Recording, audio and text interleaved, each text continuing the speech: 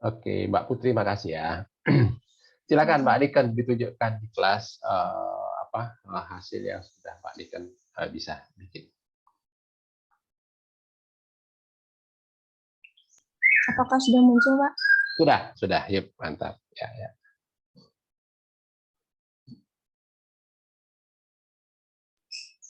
Ini hasil peta ZMT saya, Pak. Ini full satu desa. Untuk saya ini bagian utara desa saya. Saya sengaja bagi dua karena yang atas sini, yang sebelah utara sini itu sudah pelosok banget. Terus yang ini masih pertengahan tapi gang-gangnya tuh ya kecil. Jadi saya nggak membagi-bagi lagi karena memang saya rasa sudah sama. Terus yang AC ini, untuk kode AC ini dia jalan raya. Jadi saya rasa sama nirnya nanti karena mayoritas di sini tuh kayak toko-toko gitu, rumah, terus ruko dan sebagainya. Terus yang bagian AD ini di dekat perlintasan jalur KAI, Pak. Dan saya rasa juga sama untuk satu jalur ini. Terus kemudian yang AG ini jalan desa memanjang ke sebelah selatan sampai perbatasan sini. Untuk AE sama AF ini saya bedakan karena AE ini dukuh saya, tapi yang bagian utara dibagi dua gitu. Kemudian yang hijau ini, untuk yang warna hijau pupus ini sawah semua, Pak. Tapi di sini yang AL sama AJ ini kayak jalan sawah gitu, tapi jalannya bisa dilewati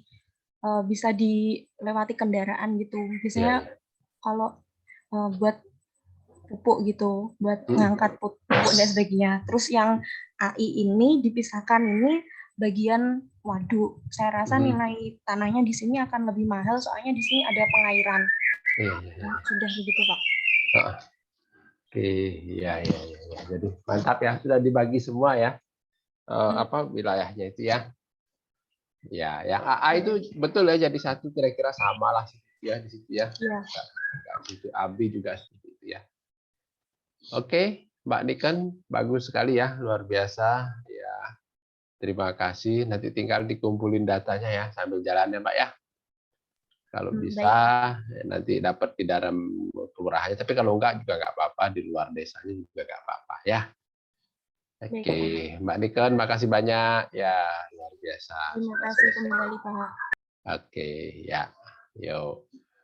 Itu tadi yang disampaikan oleh Mbak Niken ya. Jadi sudah lengkap dibagi ya kerjanya satu desa itu dengan sekian jumlah kode CND gitu ya yang dianggap oleh Pak Niken berbeda nilainya kira-kira seperti itu ya. Jadi dibagi tadi ada yang di pinggir jalan, ada yang di pinggir gang, terus adalah beberapa faktor yang ditunjukkan oleh Pak Niken yang kira-kira menjadi faktor dominan gitu ya, yang paling signifikan mempengaruhi nilai dari wilayah tersebut. Yang kalau kita belajar di teorinya kita sebut sebagai CBD gitu ya. Ya, itulah yang mempengaruhi paling besar nilai dari wilayah tersebut. Saya kira bagus ya, cukup seperti itu. Mbak Dika nanti tinggal dikumpulkan datanya.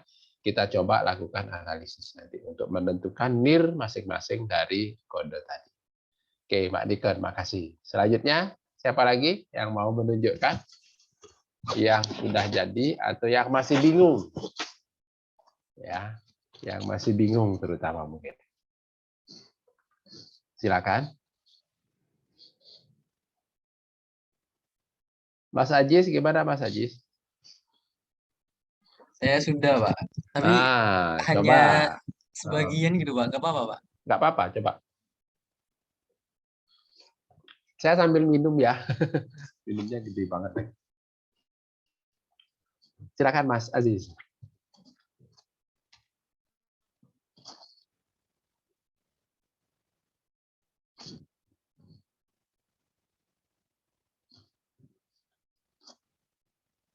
Sudah muncul belum, Pak? Sudah. Oke, sudah ya. Digedein dikit, Mas.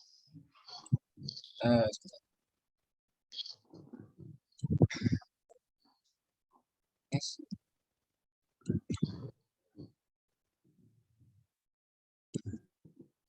Iya. Ini saya hanya sebagian sih Pak yang kemarin diambil buat peta blok aja yang diambil. Peta bloknya itu sebelah sini Pak, kebetulan. Jadi ini desanya mungkin terlalu besar atau gimana, saya juga kurang tahu. Nggak Sebenarnya ini apa-apa. masih ke sini. Satu desa sih harusnya Oh. wilayah kerjanya satu desa. Tapi saya ambilnya ini aja Pak baru. Nggak apa-apa, nggak apa-apa.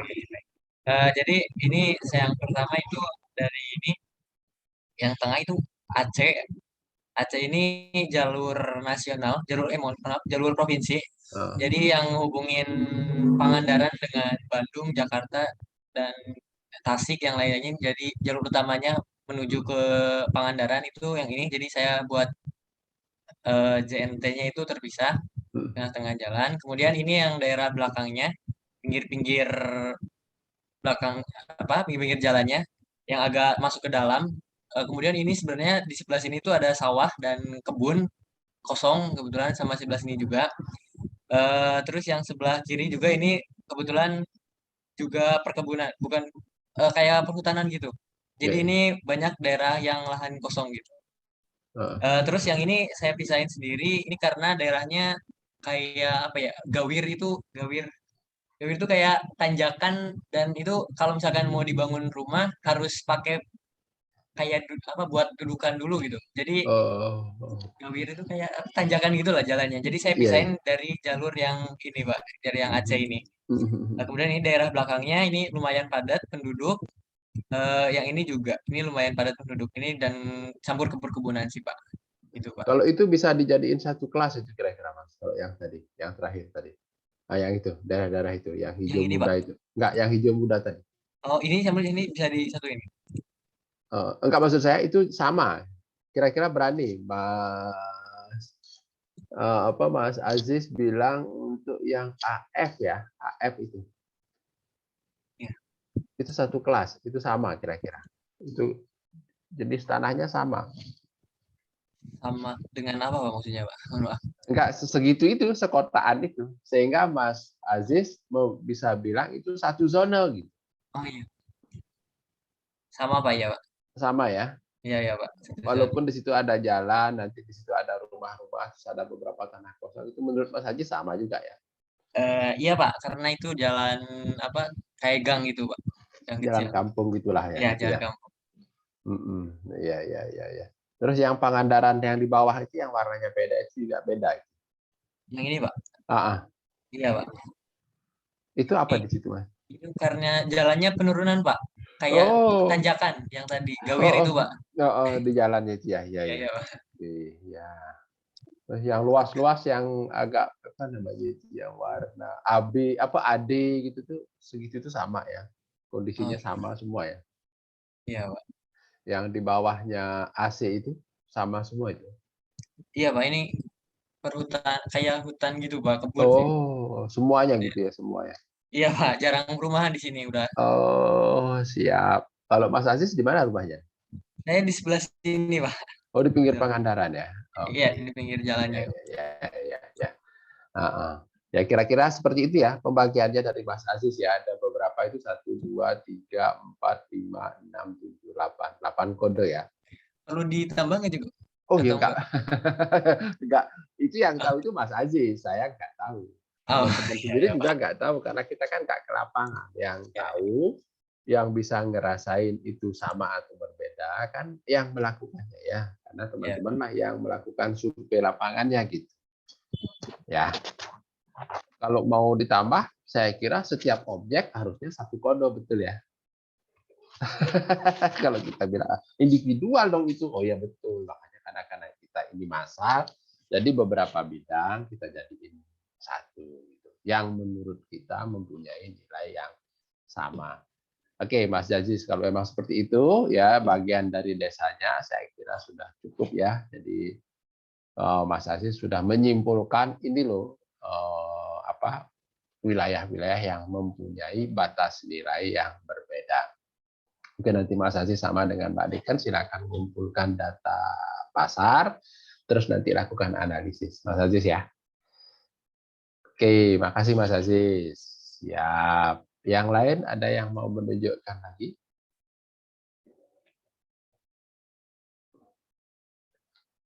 Mbak Putri Bandar gimana Mbak?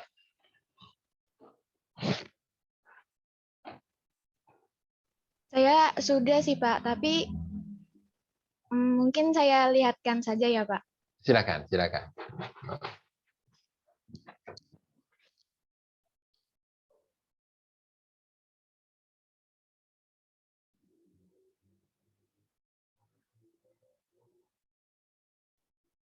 Seperti itu Pak. Digedein dikit Pak, digedein. Oh.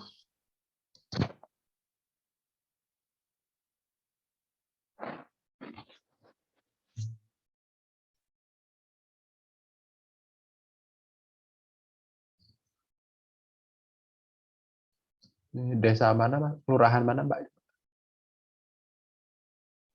Ini Desa Sugiwaras Pak. Tapi Sugiwaras. ini saya nggak bikin satu desa full gitu Pak. Saya ambil bagian aja. Ya, di mana tuh Sugiwaras itu? Sugiwaras Kabupaten Bojonegoro Pak. Oh, Bojonegoro ya. Oke. Coba dijelaskan Pak. Jadi ini saya baginya berdasarkan yang menurut saya nilainya beda. Ini jalan utama yang kayak pusatnya gitu. Ini di sini ada pasar, ada sekolah, ada gitu-gitu, ada kantor polisi, ada puskesmas, kayak gitu-gitu. Tapi saya jadiin satu zona. Nah, terus ini juga ada jalan nomor 2 paling gede gitu, Pak. Nah, jadi saya jadikan satu zona juga. Terus yang warna oranye ini, AL sama AD, ini cuman sawah aja. Jadi ini saya jadikan warnanya sama karena sepertinya nirnya sama. Ya. Lalu ini yang warna ungu ini kayak jalan cabang gitu. Nah, saya jadikan warnanya sama soalnya saya pikir itu nirnya juga mirip-mirip sama gitu. Ya. Udah sih Pak, seperti itu aja. Terus yang ungu muda ini dia sungai gitu Pak. Yang kayak ada pohon-pohon ini. Nah, ini tuh sungai gitu. Jadi saya bikin beda juga. Jadi beda gitu. Oke. Iya. Seperti itu, Pak. Oke, Mbak. Ya. Ini udah sebagian dari desa lah ya. Jadi rumahnya Mbak Putri ada di mana? Rumah saya ada di sini, Pak. Oh, di Ponorogo itu ya? Iya. Oke, ya. Makasih, ya. Pak. Sama-sama. Makasih Mbak Putri ya. Saya kira itulah ya. Jadi sudah dibagi-bagi menjadi beberapa kode untuk satu atau sebagian dari wilayah desanya di Mbak Putri tadi ya. Saya kira nanti tinggal dilanjutkan dengan mengumpulkan harga pasar terus dilakukan analisis ya. Oke, Mbak Putri, terima kasih banyak. Yang lain ada yang masih bingung nggak? Atau sudah sama seperti itu semua? Jadi sudah selesai semua untuk pembuatan petanya paling tidak. Maaf Pak, saya ingin bertanya Pak. Silakan Mas Afan. Tapi sebelumnya saya belum membuat peta Pak, karena saya bingung sama, kan kemarin tuh Bapak mencontohkan kalau bisa sumbernya itu bisa dari My Maps gitu kan Pak. Nah untuk daerah sekitar rumah saya sendiri itu kayak Google Maps itu tidak masuk Pak di daerah rumah saya. Jadi tampilan citra satelitnya itu nggak kelihatan gitu, buram gitu Pak.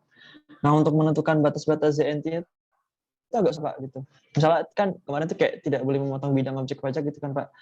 Jadi agak susah kalau menentukan batasnya itu Pak. Jadi belum saya buat. Oke. Desa mana Mas? Desa Sumbersari Pak. Itu sebagian desa ada yang sudah kelihatan gitu Pak. Misalnya bidang-bidangnya segini, rumahnya jelas gitu. Cuman untuk sebagian lagi itu kayak masih buram gitu Pak citra satelitnya gitu. Iya, karena iya gitu Pak. Ya, karena ada beberapa yang ini ya, masih ditutup awan mungkin ya. Iya mungkin Pak. Jadi agak susah kalau misalnya buat peta ZNT. Ya, jadi nanti kan tidak harus satu desa ya Mas ya, teman-teman sekalian ya. Jadi sebagian kayak tadi Mbak Putri, Mbak Nika itu kayaknya sih nggak satu desa, Mas Haji juga kayaknya dari desanya ya. Tapi intinya kalau bisa yang ada rumahnya teman-teman sendiri. Karena nanti itu juga kita pakai sebagai alat untuk ngecek hasil pekerjaan kita dengan yang ditetapkan oleh pemerintah daerah ya. Nanti Mbak Putri menilai di Jalan Diponegoro berdasarkan data yang diperoleh NIR-nya berapa? 1.200.000 per meter persegi umpamanya hasilnya ya nanti. Tahu-tahu SPPT-nya terbitnya berapa? Cuma 600, berarti kemungkinan masih di bawah data pasar. Gitu sih untuk ngecek seperti itu sebenarnya ya. Nah, terkait dari pertanyaannya Mas Afan, ya saya kira tidak haruslah dalam satu desa, boleh sebagian dari desa.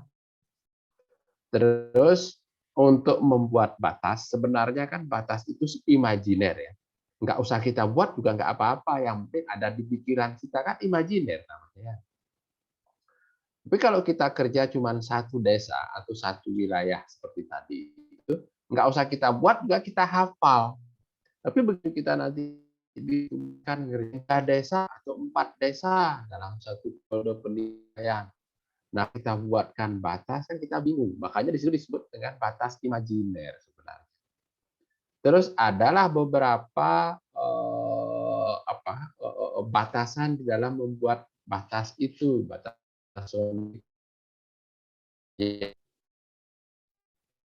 itu kayak tadi kan bilang semua atau objek yang menghadap ke Jalan Diponegoro nilainya sama. Di belakangnya berbeda. Berarti kan cuma satu bidang aja kan ya yang menghadap ke belakang. Kan sama dengan belakangnya gitu kan nggak mungkin. Jadi belakangnya ke belakang. Gitu. Nah itu yang kira-kira Mas. Kalau umpamanya dari peta yang ada itu nggak bisa kita lihat per bidang kepemilikan, seperti gambar di saya yang saya contohkan di desa saya kemarin kan nggak kelihatan kan ya batas-batas bidangnya. Tapi karena saya ke lapangan saya tahu gitulah kira-kira ya. Nah, itu cuma membuat batas imajiner saja. Tapi nanti pemanfaatan dari kode-kode tadi yang sudah dibuat kayak Mbak Putri Bandar ya membuat kode AG di sepanjang Jalan Diponegoro. Nanti knob mana yang menggunakan kode AG lebih detailnya bisa kita lihat dari peta bloknya. Yang melewati Jalan Diponegoro 5, blok 7, blok 9, terus di bawahnya ada blok 11 sama blok 10. Jadi semua yang ada di blok 5, 7, 9, 12, 11, 10 yang menghadap ke Jalan Diponegoro, yaitulah yang menggunakan kode AG tadi gitu, Mas. Ya.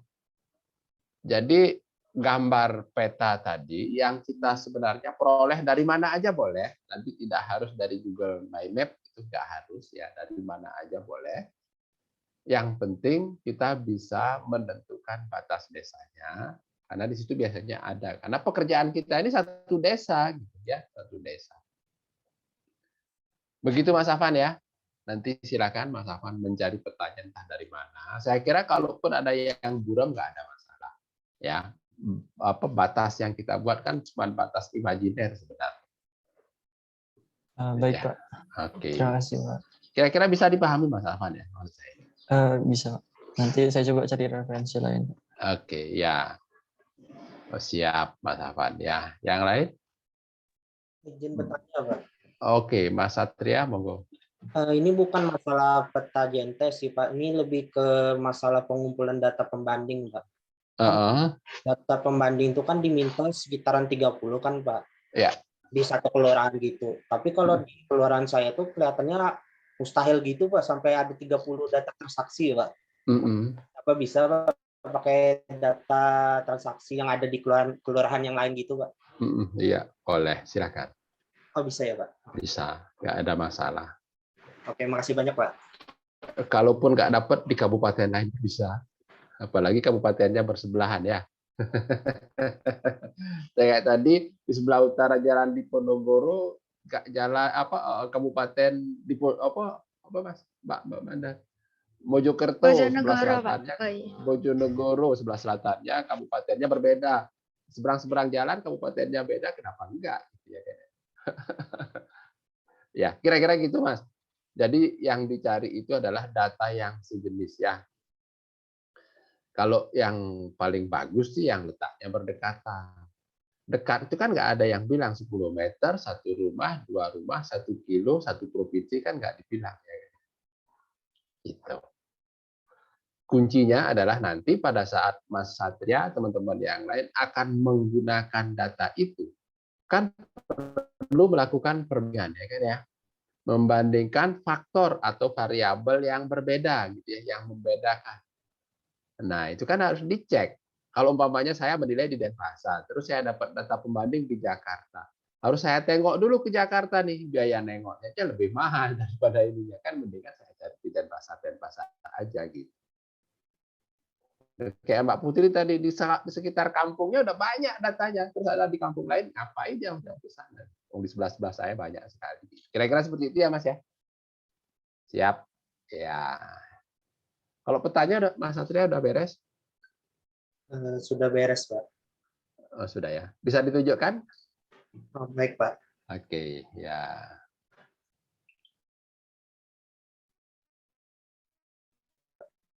Masih proses dia.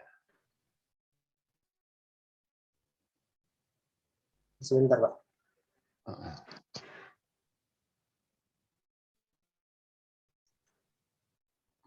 Sudah kelihatan nggak, Pak?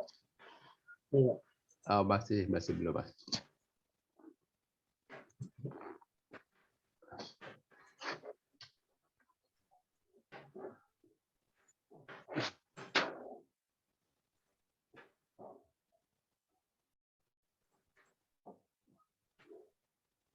Kenapa nih?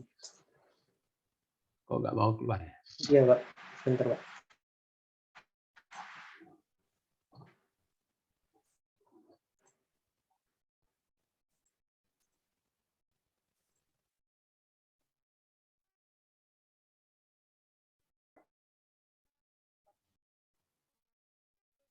Ini Pak, di tempat saya di chaos gitu, Pak. Oh gitu ya. Iya deh. Tapi udah selesai ya Mas ya, Mas Satria ya. Nah, ya. Oke, ya. Oke, Mas Satria nggak bisa share screen. Ya, yang lain ada yang mau atau yang masih bingung? Terutama sih menurut saya yang masih bingung ya. Bapak, saya izin tanya Pak. Silakan Pak Tiara. Jadi kalau di kelurahan saya itu ada satu wilayah yang isinya tuh kayak sekolah polisi gitu Pak. Jadi kayak ada rumah-rumah untuk dinas polisinya, yang ada mesnya gitu. Terus ada fasilitas-fasilitas sekolah polisinya itu. Dan kayaknya Pak untuk data transaksi di wilayah tersebut itu sulit didapatkan gitu Pak. Jadi apakah bisa satu sekolah polisi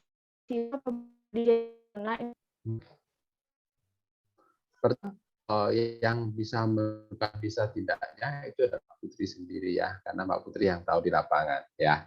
Kalau dia ada di pinggir jalan raya gitu, barangkali yang di pinggir jalan itu berbeda gitu ya, yang di dalamnya beda lagi. Tapi kalau mau jadiin satu juga nggak apa-apa. Terus yang kedua terkait dengan data, boleh Mbak. Di situ pasti nggak akan ada data jual beli ya di daerah itu ya. Oh nggak boleh dijual, ya kan ya. Gitu. Jadi bisa dicari di tempat lain, nggak apa-apa ya. Contohnya kayak kalau kita menilai perkebunan, kan, luasnya sekian ratus ribu meter persegi. Di dalam itu nggak ada tanah yang dijual. Kita cari ya terpaksa agak jauh-jauh ya. Gitu. Begitu ya Mbak Putri ya. Baik Pak, terima kasih banyak Pak. Oke, kalau untuk batas ZNT nggak ada masalah. Kira-kira sesuai dengan apa yang disampaikan teman-teman tadi ya. Iya deh. Ya, satu lagi mungkin kalau ada yang mau, monggo. Ada yang masih mau bertanya atau sudah selesai? Kalau sudah selesai sampai di mana? Siapa nih? Mas Fahri, silakan. Saya mau nanya yang data transaksi gitu ya Pak. kasusnya itu saya itu sama kayak tadi Satria gitu Pak. Nah kebetulan tuh rumah saya dekat dengan perbatasan gitu Pak antara Kabupaten Deli Serdang sama Kota Medan gitu. Ya. Nah kalau untuk transaksi itu dikit banget Pak. Untuk 30 data itu kemungkinan tuh sulit banget didapatkan Pak. Nah jadi untuk data transaksi itu saya bingung Pak, apakah saya lebih mengikuti yang transaksi yang di Kota Medannya atau yang di Kabupaten Deli Serdang Pak. Soalnya kalau dari rumah saya itu lebih dekat ke Medan daripada ke ibu kota kabupatennya gitu Pak. Iya, Jadi iya. saya sedikit bingung gitu Pak. Yang dekat aja Mas, yang dekat. Tapi bukannya nanti ada ketimpangan gitu ya Pak untuk harga tanahnya Pak antara Kota Medan sama yang Deli Serdang. Justru ketimpangan itulah yang kita bandingkan nanti. Ya. Jadi di Kota Medan harganya 1 juta, begitu masuk ke Deli Serdang untuk kondisi yang sama berapa? Lebih mahal apa lebih rendah kan? Contohnya ya kayak di daerah sini, daerah Cimanggis rumah saya di Depok sana itu perbatasan antara sebelah timurnya itu ada Jakarta Timur, sebelah selatannya dikit ada Bogor. Justru Depoknya malah jadi jauh gitu. Padahal masuk Kabupaten Depok atau Kota Madia Depok. Nah kalau di situ nyari ke Depok agak jauh dia. Tapi kalau nyari data pembanding di daerah Bogor, daerah Jakarta Timur gampang dia. Tapi Jakarta Timur agak sulit karena apa? Sebelahnya kok Brimob, komplek Brimob sama kompleknya apa itu ya? Kopassus, jadi nggak ada transaksi. Tapi kalau di pinggir jalan raya Bogornya sih banyak gitu. Nah, saya kira nggak ada masalah Mas ya kalau dekat, yang penting dekat ya bisa dijangkau lah pada saat kita melakukan. Kalau buat saya seperti itu ya data transaksi itu. Tapi kadang-kadang ada juga sih orang yang bilang nggak bisa harus di daerah sana. Gimana harus di daerah sana? Wong nggak ada. Ah, ya kan ya? Karena kita udah dari awal ngomongnya penilaian kita adalah pendekatan data pasar yang kita pakai. Kan syarat utamanya adalah data pasarnya ada, ya kan ya? Begitu nggak? Sebenarnya kalau kita dari awal masih terbuka, mau melakukan penilaian dengan pendekatan apa, monggo. Tergantung dari data yang ada, ya kan ya? Ini kan kita nggak bisa pilih pendekatan. Pendekatannya kan sudah kita tentukan data pasar. Sehingga syarat utamanya adalah data pasar. Data pasar yang gimana? Yang sesuai. Ya, sesuai itu seperti apa? Oh, itu bisa kita turunkan sesuai itu ya.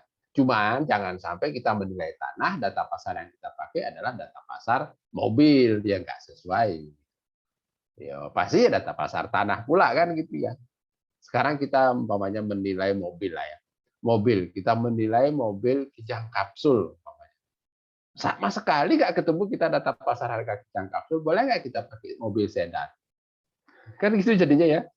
Tapi pembedanya banyak sekali gitu.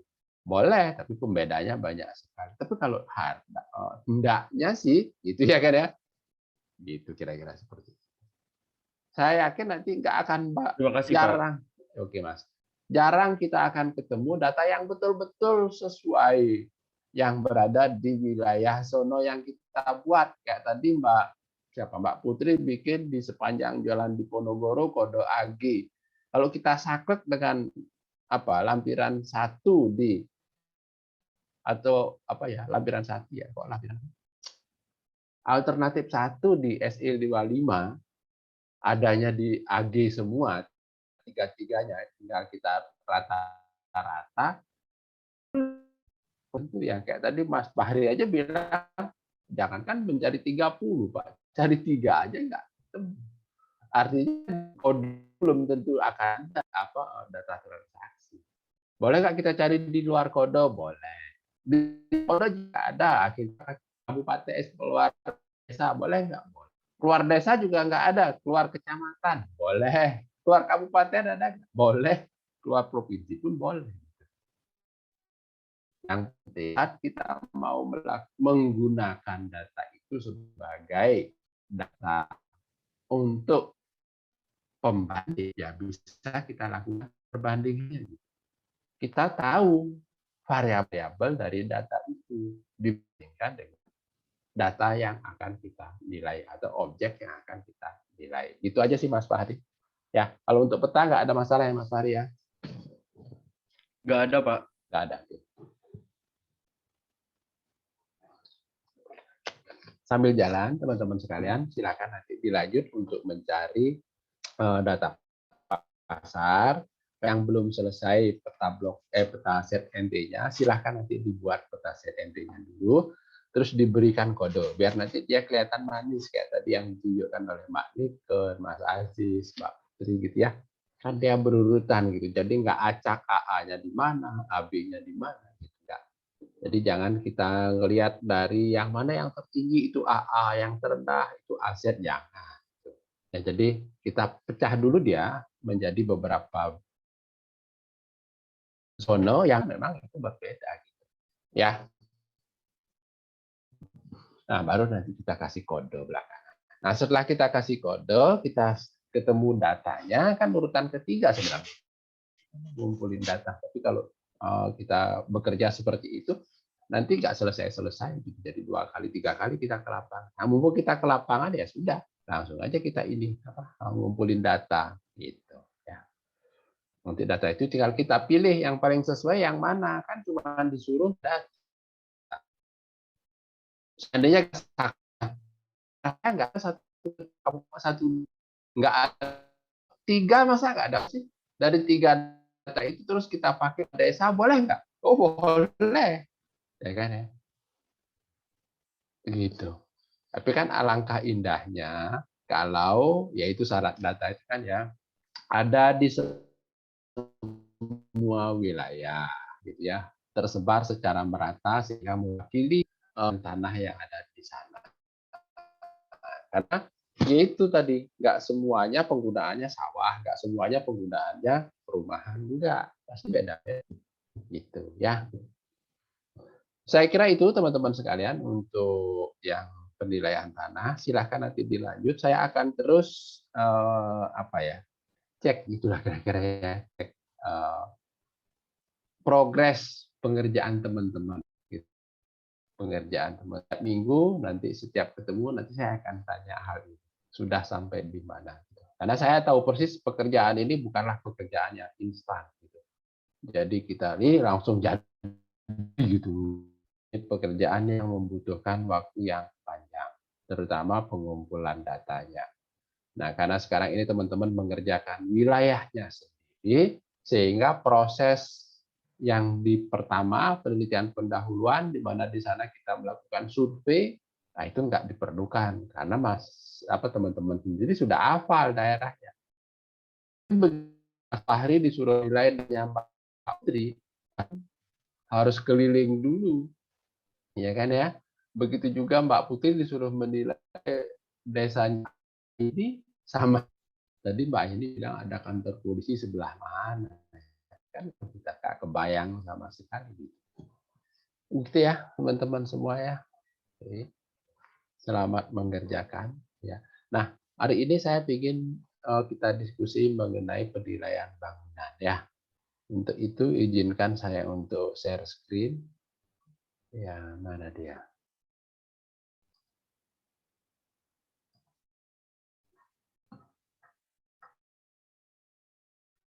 Iya, ini penilaian masalah. Mohon maaf, aku ingat.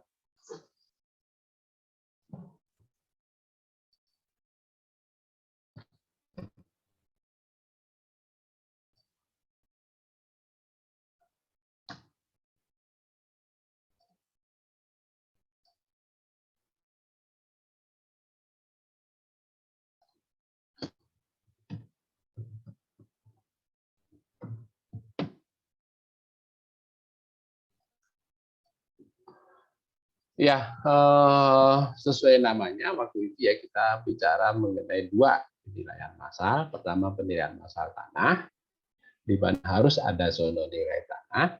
Terus yang kedua penilaian massal bangunan. Nah, untuk penilaian massal bangunan itu kita akan berbicara mengenai daftar biaya komponen bangunan. Ya, tapi di sini kita nggak akan bicara bagaimana kita membuat DBKB. Tapi paling tidak kita memanfaatkannya dan mengupdate-nya kalau perlu, gitu ya, mengupdate di BKB. Gitu. Nah, untuk bisa memanfaatkannya tentu kita harus tahu gimana sih bentuknya DBKB itu. Gitu. Ya mungkin sebelumnya teman-teman sudah pernah belajar penilaian properti, komersial dan seterusnya itu juga sebenarnya ada gitu. Ya, tapi materi itu adalah materi massal gitu ya. Kalau kita ngomong individual appraisal kita harusnya nggak perlu DBKB gitu. Ya, namanya juga individual yang kita ngitung RCN yaitu berdasarkan biaya-biaya real yang dikeluarkan gitu ya, sama seperti kita menghitung RAB gitu kira-kira ya, rencana anggaran biaya yang dibuat oleh pemborong kan ya. Kalau kita menghitung RCN, kalau kita ngomong individual, contohnya kayak bangunan yang ada di slide inilah, kita akan ngitung kan mulai dari atapnya pakai genteng, terus ininya pakai apa, kita hitung berapa luasnya dibutuhkan ya. Atau mungkin kalau kita pakai ya kan ada metode-metodenya di situ kan ya. Genteng berapa meter, materialnya apa, ongkosnya berapa, kita hitung masing-masing. Sampai ke semuanya sehingga dia jadi sebuah bangunan. Nah, sekarang kita membuatnya daftar biaya komponen bangunan ya seperti DBKB itu kita standarisasi. Nah, itulah ciri dari mass appraisal untuk bangunan. Nah, ada konsep dasarnya sebenarnya ya yang kita anggap sebagai bangunan itu dijelaskan di Undang-Undang PBB maupun di Undang-Undang PDRD. Kalau di Undang-Undang PDRD ya dia mencontoh Undang-Undang PBB, jadi sama aja sebenarnya ya, konstruksi terian tanam atau dilekatkan secara tetap gitu ya. Nah, ini itu sering menjadi perdebatan di daerah gitu ya, di teman-teman penilai di daerah, apakah ini bangunan atau tidak.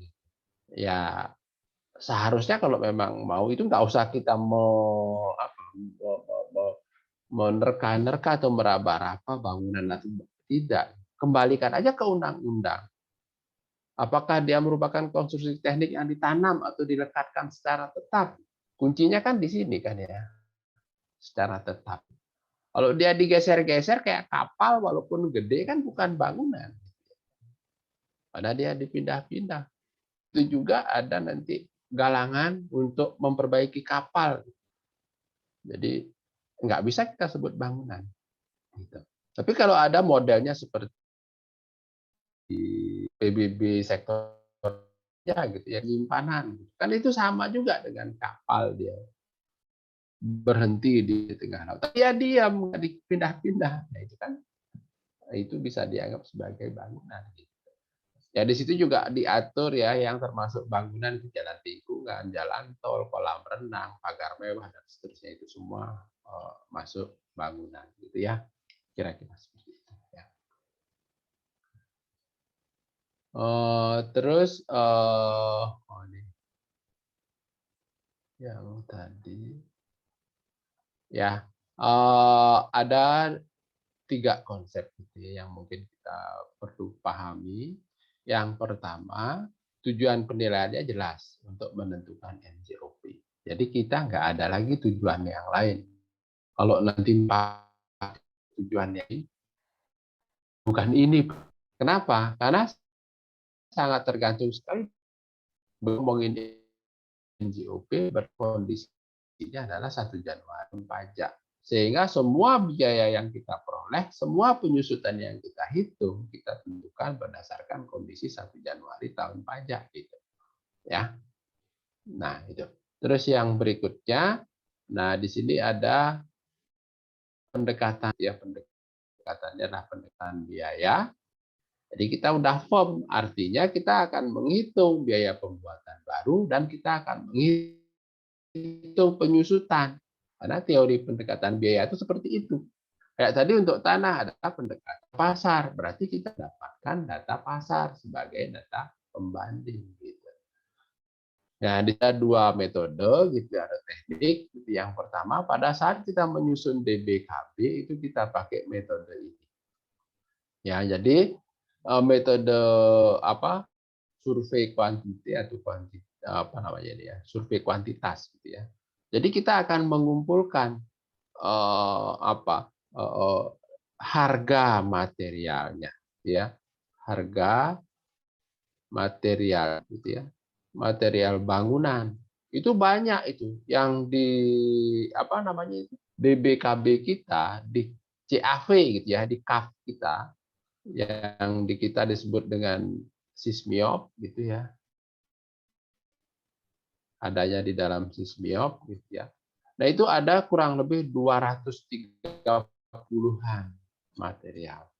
Mulai dari pasir uruk, pasir untuk pasangan, pasir untuk plester, terus nanti akan besi juga begitu, ukuran mulai yang paling kecil sampai yang ada ya. Dan juga ada di situ ya. Terus nanti akan ada cat, terus agen, semua material bangunan. Itu biasanya kita oleh dari daftar harga material yang dikeluarkan oleh kabupaten masing-masing. Dinas PU kabupaten itu biasanya mengeluarkan setiap tahun. Jakarta kita sebut sebagai buku. Di Jakarta warnanya kuning biasanya. Itu dulu kita kerjasama dengan teman-teman di Pemda, di PU-nya Provinsi DKI, itu kita minta biasanya kirimin untuk kita melakukan update material dan habis. Ya. Berikutnya selain itu ada ongkos gitu ya. Ongkos itu ada mandor, terus ada tukang, terus ada tukang, terus ada tukang. Ya. Nah, ini kita analisis gitu ya dengan menggunakan analisis BOW ya. BOW namanya ya, yang sudah pernah saya sampaikan. Nah, itulah nanti akan dihitung untuk membuat fondasi, umpamanya fondasinya membuat apa aja. Batu, pasir. Terus pekerjaannya apa? Menggali potasi. Habis itu nguruk. Terus butuhnya apa? Ada mandornya 0 sekian, tukangnya 0, sekian, pembantu tukangnya sekian. Ada besaran indeksnya seperti itu. Dan nanti itulah diolah dengan CAV sehingga nanti akan ketemu pembuatan baru atau DB untuk fondasi. Kalau dia batu kali rupiah meter persegi. Nah, ini pembuatan ini nggak perlu kita. Tapi nanti bagaimana kita menggunakan BKB-nya. Ya. Dan nanti setelah BKB-nya biasa tekniknya mungkin lebih ini ya. Karena nanti kalau teman-teman perhatikan di situ akan ditanya dalam pengumpulan hanya bangunan standar. Sebaiknya kita lakukan penilaian individual. Begitu juga dengan bangunan khusus. Ya, kita lakukan penilaian secara individual. Untuk bangunan standar ya, itu ya kita lakukan penilaian secara massal. Kira-kira gitu. Kalau mau bertanya, lanjut aja, silakan aja ditanyain ya. Ambil saya lanjut ke materinya. Nah, langkah-langkahnya di sini saya coba membagi menjadi 4. Yang pertama kita menghitung biaya pembuatan baru. Kita akan bisa menghitung biaya pembuatan baru setelah data. Datanya lampiran SOP. Ya. Kalau kemarin untuk penilaian tanah kita mengumpulkan dengan menggunakan formulan harga pasar tanah. Ya. Kalau untuk penilaian bangunan nanti kita akan pakai lampiran SPOP. Ya. Nah, untuk bisa menghitungnya harus ada DBKB tadi yang saya bilang. Ya, daftar biaya komponen bangunan. Nah, ini biasanya dibuat per kabupaten, ya, karena itu tadi harga resource masing-masing kabupaten berbeda. Kabupatennya Mas Fahri berbeda dengan kabupatennya Mbak Niken tadi, gitu. Jadi pasti beda-beda. Saran DB juga beda-beda, gitu ya. Nah, karena nanti mungkin mendamping itu untuk menteri harusnya pergi ya, ke pendapatan daerah masing-masing gitu ya. Nanya itu mereka buat apa biasanya sih mereka, tapi mereka buat itu dengan yang pernah kita beri. Jadi kita nggak masalahkan ya. Yang penting nanti kita bisa manfaatkan kalau intinya ya. Kalau untuk membuat itu kan sistem. Dua aja tadi kita lakukan. Kita kumpulkan harga material, kita buka resource yang ada di sistem, kita isi dengan harga terus juga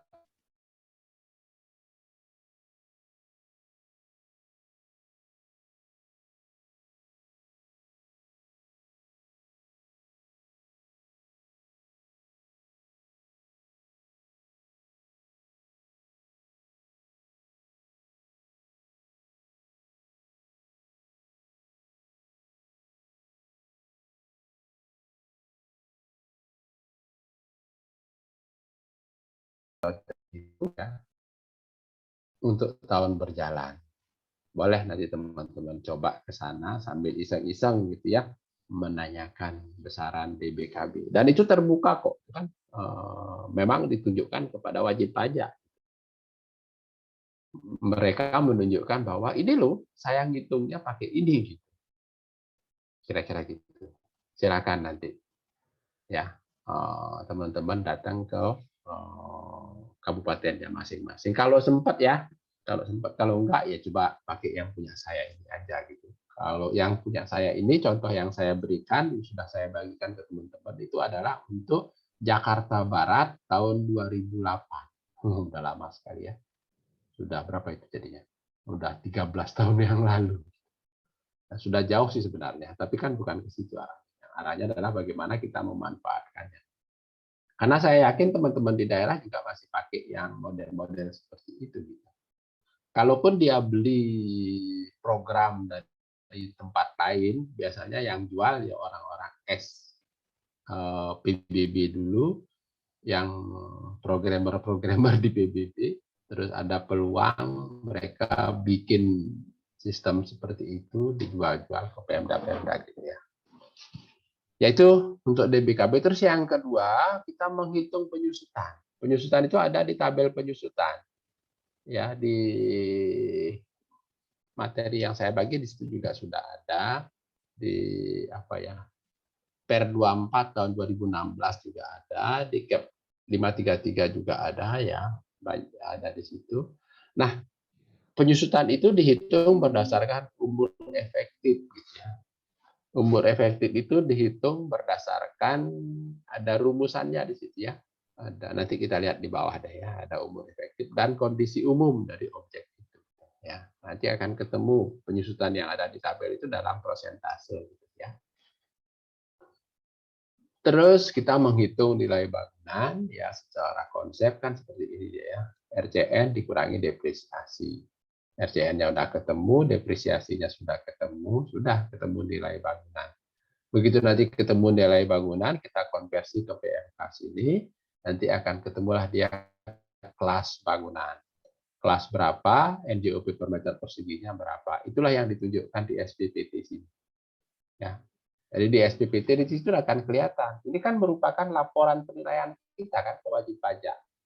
Bahwa Mas Fahri sebagai wajib pajak NOP sekian, bangunan sampean luasnya 200 meter, kami hitung persegian kelas sekian. Apakah Mas Fahri terima? Kalau terima, bayar. Kalau nggak punya uang, pengurangan. Kalau nggak terima, keberatan. Gitu aja. Ya, kira-kira seperti itu. Itulah kira-kira proses atau langkah-langkah di dalam kita melakukan penilaian bangunan untuk penentuan NJOP. Ya. Sampai di situ dulu, ada yang mau bertanya nggak?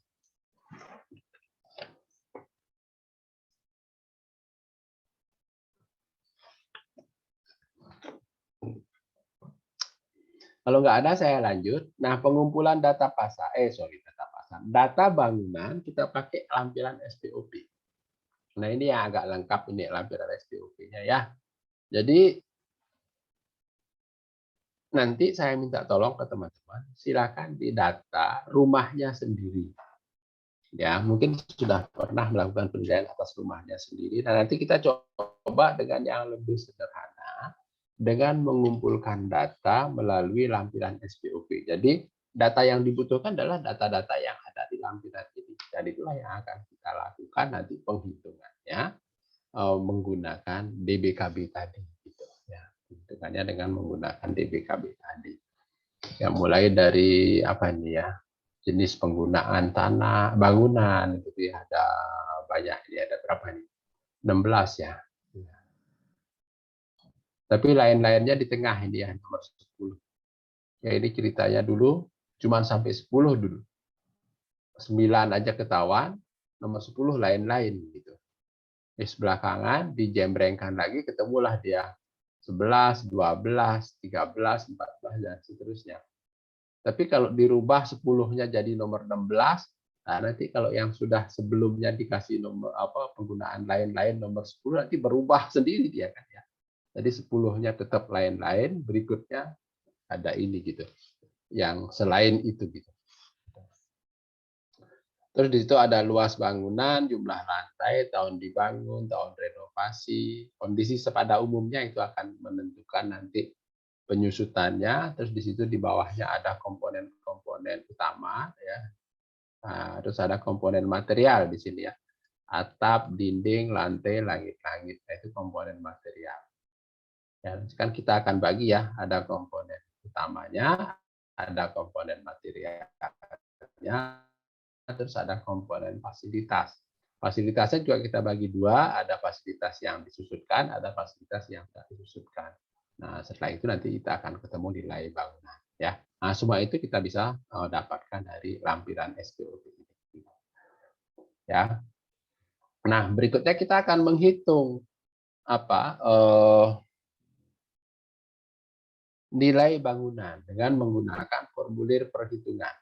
Nah, formulir ini sebenarnya ada di dalam Sismiop tadi. Ya, tapi kita keluarkan, kita coba manualkan. Sehingga sebenarnya begitu teman-teman ngerekam data ini ya, terus nanti di run gitu ya, di kalibrasi kalau bisa dihitung oleh sistem, ketemu nanti nilainya. Di sini oh ada di lampiran berikutnya ya. Nanti akan keluar nilai bangunannya. Nah, nilai yang segitu tuh gimana mendapatkannya? Itulah kita coba mengeluarkannya. Ya, kita hitung menggunakan formulir perhitungan. Ya. Nah, formulir perhitungannya sebenarnya sudah saya bagikan ke teman-teman. Ini. Ya, di sini ada untuk bangunan yang jenis penggunaannya 1, 2, 4, 5, 6, 7, 9, 11, 12, 13, 16. Ya. Terus ada satu lagi penggunaannya khusus untuk 3 dan 8. 3, 8 ini 3 itu pabrik, 8 itu gudang. Nah, itu sedikit berbeda karena pada saat kita menghitung untuk JPB 3 dan 8, itu membutuhkan lebar bentang dan tinggi kolom. Sementara untuk bangunan selain 3 dan 8 nggak perlu itu. Jadi kalau pas kita ngitung pabrik dan gudang kan biasanya dia lebar, tinggi gitu ya. Dindingnya juga nggak terlalu penting kalau di pabrik, di gudang gitu. Ya. Nah, jadi ada perbedaan di situ. Dan di situ juga ada mezanin. Mezanin itu kayak kandang burung yang biasanya ada di pojokan di dalam gudang. Itu ya, yang lainnya sih sama, gitu ya. Ini untuk menentukan biaya komponen utamanya di sini, lebar bentang sama tinggi kolom.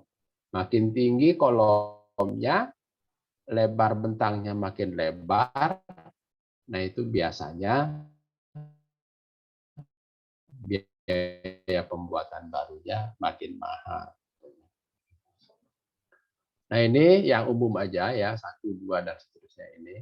Nah di sini yang saya sampaikan tadi, ada komponen utamanya, ada komponen materialnya, ada komponen fasilitas yang disusutkan. Maka dia ditambahkan di sebelum penyusutan ya. Terus nanti ada komponen fasilitas yang tidak perlu disusutkan. Nah, sehingga ketemulah dia nilai bangunan. Terus kita konversi, ini salah nih ya, bukan 139, ini 150 harus. Dari tadi kok ini salah terus.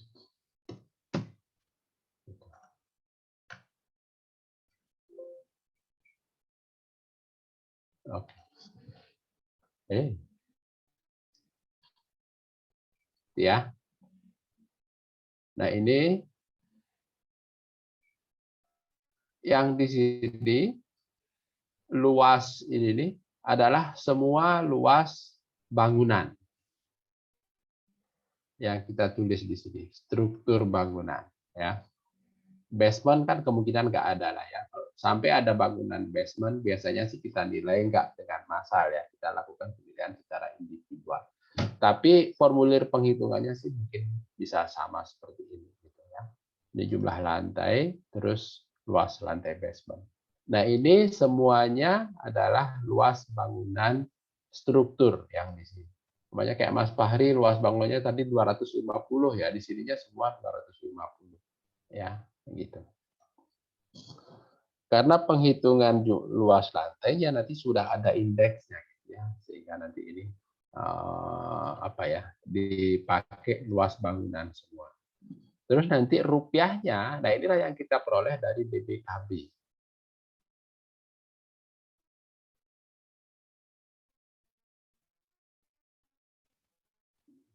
Yang ada di sini. Nah, ini yang saya bilang yang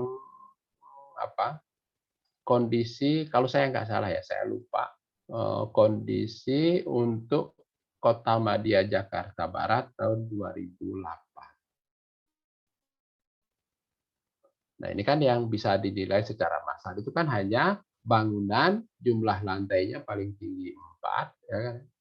Luas bangunan paling banyak 1000 kan gitu maksudnya. Kalau di luar ini ya nggak bisa pakai tabel DBKB ini, karena tabel DBKB ini sudah ditetapkan seperti itu. Ya tadi rumah Mas Fahri umpamanya lantai 2 dengan luas 250 meter. Berarti dia adanya di sini. Kalau lantai 2 berarti ini. 244, 288. Ini komponen utamanya yang kita taruh nanti di formulir tadi. Di sini. 244, 288 rupiah per meter persegi. Untuk biaya komponen utama. Tinggal dikalikan 2. Luasnya 250, jadi 244. Terus nanti ada komponen materialnya yang kita bisa lihat, kita dapatkan dari di sini, tabel material bangunan. Ya. Ini. Di sini materialnya dibagi ya per golongan material ya. Ini kita biasanya lihatnya di sini dulu. Umpamanya, nah ya, kita nggak usah ada yang sini-sini, yang ini aja. Atap, nah atap rumahnya Mas Fahri itu adalah genteng keramik. Di lapangan kan berdasarkan SPUP yang kita peroleh kan genteng keramik. Berarti dia di sini nih.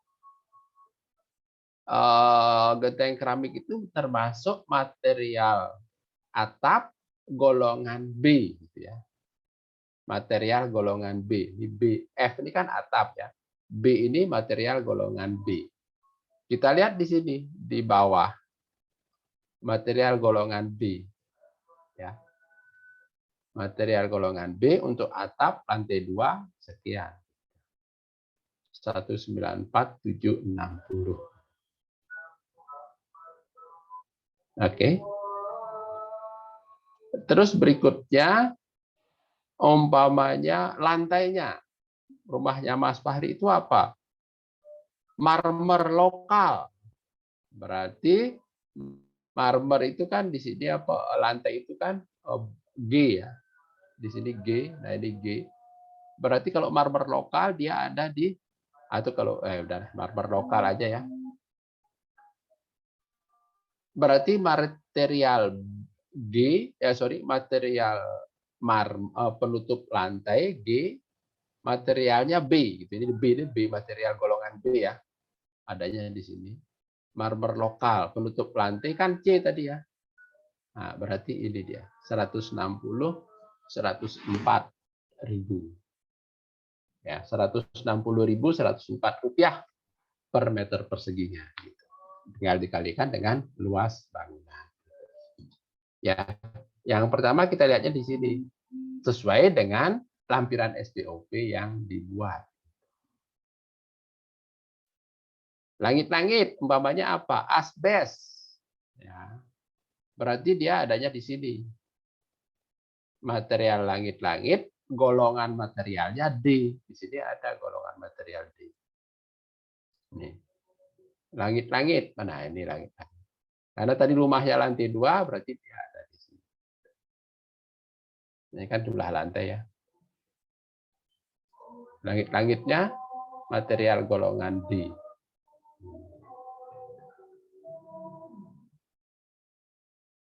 Gitu ya, untuk ngambil-ngambil data yang ada di situ. Nah, nanti kalau sudah semua terisi, ya ini, nah nanti kan akan ketemu apa namanya ini nilainya ya. Terus nilai fasilitas gimana? Di sini ada formulir penghitungan fasilitasnya. Ya, fasilitasnya yang ada apa aja gitu. Ya mungkin rumahnya ada AC-nya, AC sentral mungkin nggak ada lah ya. Lift nggak ada, eskalator nggak ada. Oh pagar ada, pagarnya apa? Bata. Panjangnya berapa? Tinggal kita hitung. Proteksi api apa? Oh ada alarmnya atau ada sprinklernya, boleh. Sumurnya ada, penangkal petirnya mungkin ada 1. Video intercom nggak ada dan seterusnya nggak ada. Kolam renang mungkin ada, boleh silakan diisi. Perkerasan halaman ada, terus lapangan tenis mungkin ada dan seterusnya. Nah nanti ini akan ketemu nilai fasilitas, kita masukkan ke sini. Nah komponen utama, komponen material plus fasilitas sudah ketemu dia. Nah ini nilai sebelum penyusutan. Terus kita hitung penyusutannya.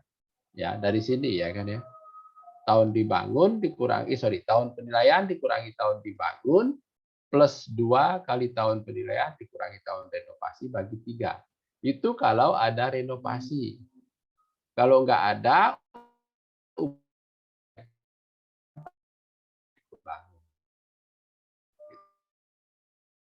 akan ketemu apa umur efektifnya. Nah, nanti itu kita lihat di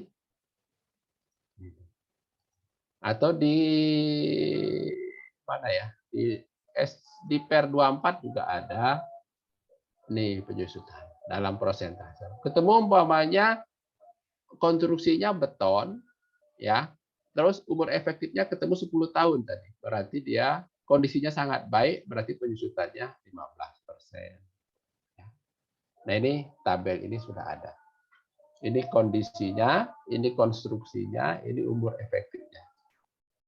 Ya. Kira-kira gitu. Nah, begitu nanti sudah ketemu penyusutannya, ya berarti sudah bisa kita hitung. Sekian persen, 15% dikurangi, nah nanti ditambahin fasilitas yang tidak disusutkan. Mungkin ada daya listriknya, AC-nya, Nah, tinggal kita tambahin, ketemulah nilainya. Ketemu nilai, kita konversi ke PMK ini, ketemu kelas tadi. Selesai sudah penghitungan nilai bangunan. Saya kira secara teori teman-teman sudah mempelajarinya. Nah, sekarang tinggal menerapkannya dengan mengambil yang ada di DBKB, ya. Biar lebih gampang, yaitu tadi silakan kumpulkan dulu data bangunan rumahnya sendiri menggunakan lampiran SPOP. Terus nanti coba dihitung dengan menggunakan DBKB yang sudah saya berikan dengan menggunakan formulir ini. Atau kalau mau lebih yakin silakan nanti datang ke Dinas Pendapatan Daerah setempat untuk mencari DBKB yang berlaku. Sehingga nanti teman-teman bisa cross-check nilai bangunan Mas Fahri berapa di SPPT-nya. Terus setelah dihitung sendiri, lah kok beda. Ya, kira-kira seperti itu. Atau mungkin berarti sudah benar, sudah sama. Hanya hitung dengan yang dihitungkan oleh sistem di sana. Gitu. Kalau nggak benar, mamanya di sana dibilang 1.200.000, terus Mas Fahri ngitungnya dapat 600, kan bisa keberatan. Berdasarkan perhitungan saya, NJOP bangunan saya harusnya 600. Ya, gimana ngitungnya? Ini. Gitu. Ya kan pada saat kita mengajukan keberatan harus ada alasannya ya kan. Kita menghitung sendiri dulu. Kira-kira gitu. Ada yang mau bertanya nggak? Ini sudah ada 2 jadinya tugas saya. Tapi kalau ini kan gampang aja kan, untuk yang ini kan nggak kemana-mana, tinggal isi datanya pribadi, terus kita coba menghitung dengan DBK. Saya nggak jelasin lagi. Mahfum sekali, sudah siap edar sebenarnya, sudah siap ditugaskan. Gitu. Ya, silakan kalau ada yang mau bertanya, saya ngerjain apanya biar nanti nggak lewat.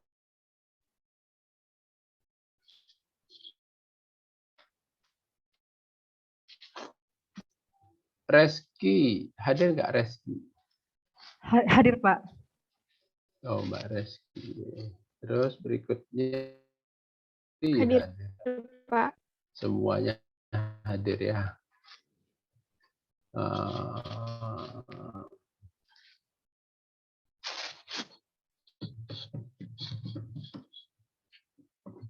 Silakan kalau ada yang mau bertanya.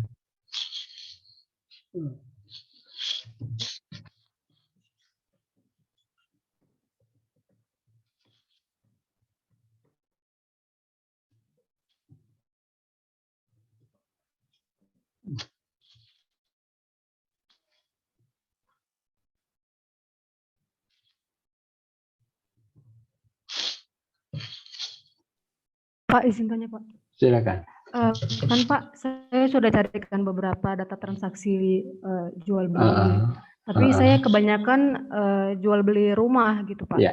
Terus apakah nilai bangunan dari data pembanding ini kita hitung juga menggunakan DBKB tadi Pak? Iya, jadi untuk nilai rumahnya silakan nanti dikeluarkan menggunakan DBKB ini. Nah, itu kenapa saya buru-buru untuk menyampaikan materi ini. Karena saya yakin nanti teman-teman akan mendapatkan juga data tanah dan bangunan. Daripada nanti mencari NJOP-nya ke Pemda atau kemana, ya mendingan kita hitung aja gitu ya.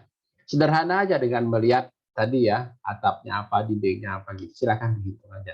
Untuk memfasihkan juga teman-teman menggunakan tabel ini gitu. Kira-kira gitu sih Mbak ya. Oh ya, baik Pak. Terima kasih Pak. Yuk.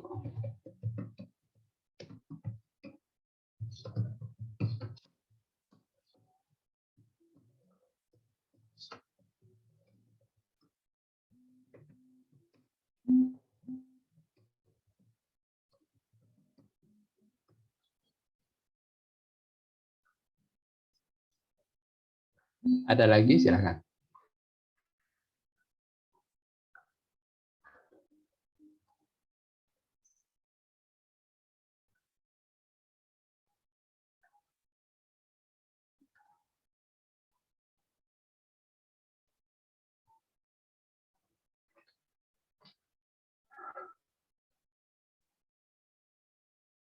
Gimana Mas Arif? Pak, masih sejauh ini masih paham, Pak. Gimana?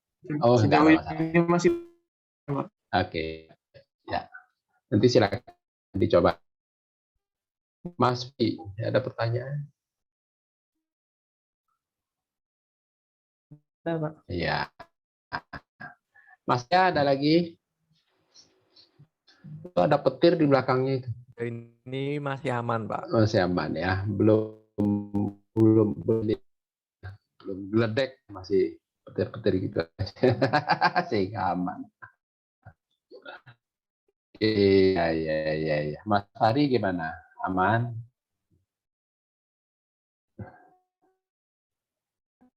Ya. Pak. Mbak Putri, Manda. Aman, Pak. Aman ya. Oke deh. Kalau ini sudah oke semua. Mas Satria, gimana Mas? Sejauh ini aman. Aman. Oke. Ya. Ya, nanti itulah teman-teman ya. Ada 2 itu yang sekalian gitu ya. Pertama ya menghitung bangunan ini. Kalau nanti teman-teman punya data transaksi atau penawaran yang di mana ada bangunannya, silakan nanti dikurangkan nilai bangunannya dengan menggunakan penghitungan sederhana seperti ini.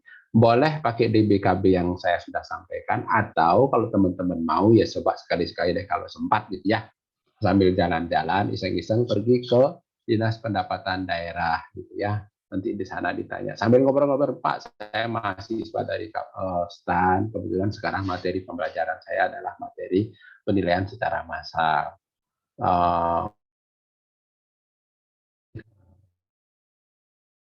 Tapi ini dong, itu yang nggak dikasih cerita-cerita. Nah ini dalam pembelajaran Pak, saya ada proses menghitung nilai secara menu DBKB gitu. Boleh nggak Pak saya minta DBKB-nya atau SK Bupatinya deh terkait dengan nilai tanah atau nilai tanah sebenarnya kelas tanah mereka menyebutnya ya. Biasanya mereka punya tebal gitu, tebal itu karena perjalanan di situ ada hasil penilaian massal tanahnya. Terus nanti di situ juga seharusnya kalau mereka paham ya, di situ ada lampirannya, salah satunya di belakang di lampiran itu ada DBKB yang berlaku. DBKB-nya ada 2, biasanya yang massal, DBKB untuk yang individual, sama hasil penilaian individual biasanya ada.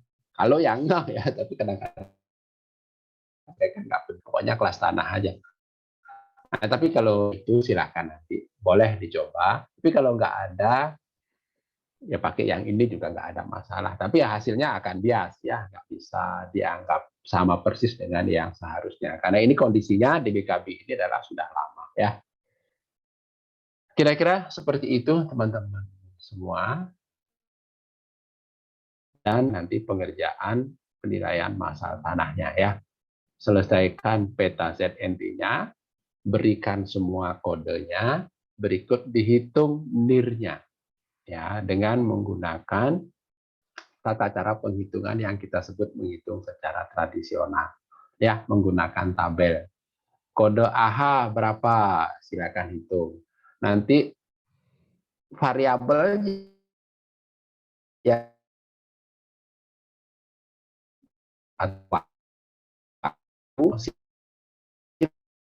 fisik itu apa aja yang mewakili ya. Terus nanti lokasi apa, terus lihat 3 ya kalau memang itu yang menurut teman-teman paling signifikan. Mau tambah jadi 5, 6, 8, 10 monggo. Nanti juga akan kita coba dari variabel-variabel itu untuk membuat persamaan linearnya. Dan juga nanti kita akan pakai hitung menggunakan quality rating. Dan data yang sama nanti kita akan mencoba untuk melihat assessment sales ratio-nya. Ya. Seperti itu teman-teman sekalian. Kalau nggak ada lagi pertanyaan, saya kira untuk hari ini cukup. Kita ketemu lagi nanti ya. Pak, silakan. izin bertanya, Pak. Silakan, Mbak. Siapa nih? Oh, Pak, silakan. Saya tuh kemarin udah ke ini kan, Pak, ke BPKAD. Jadi kabupaten saya tuh adanya data 2015. Nah, itu bisa dipakai nggak ya, Pak? Mereka Nah, itu nggak ya. update ini, Pak, datanya. Iya sih kadang-kadang seperti itu ya. Padahal di sana dibilang di undang-undangnya sendiri NJOP dibuat dalam setiap paling lama 3 tahun sekali. Kalau terakhir 2015 kan udah lewat ya. Tapi nggak apa-apa sih Mbak, kalau memang yang ada cuma itu kita pakai aja deh. Ya nanti sambil ini iseng-iseng kasih tahu mereka, Mas, Pak, harusnya ini kan udah berubah. Tapi mereka nggak akan. Gimana ngerubahnya, Wong saya nggak punya penilai. Kalian mau nggak ditempatkan di sini? Gitu. Ya, saya kira nggak apa-apa Mbak kalau pakai itu aja ya. Kalau yang ada. Baik Pak, terima kasih. Oke, ya. Luar biasa ya, sudah sempat ke kantor sana ya. Jangan-jangan kantornya dekat atau orang tuanya kerja di situ. Enggak Pak, buat ini apa KTTA. Oh ya KTTA. Jadi suruh apa cari datanya dulu gitu Pak. Ya. Oke. Yang lain ada lagi? Kalau nggak ada ya itu ya. Kita ketemu lagi setelah liburan. Untuk teman-teman yang merayakan Natal, selamat merayakan ya. Terus untuk kita selamat Natal. Cuman kerumunan biar nanti nggak menjadi masalah gitu ya.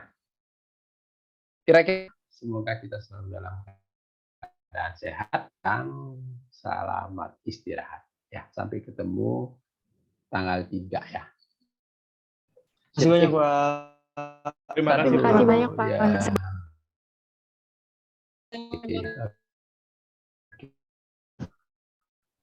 Udah di sini juga udah saya tutup. Saya tutup ya.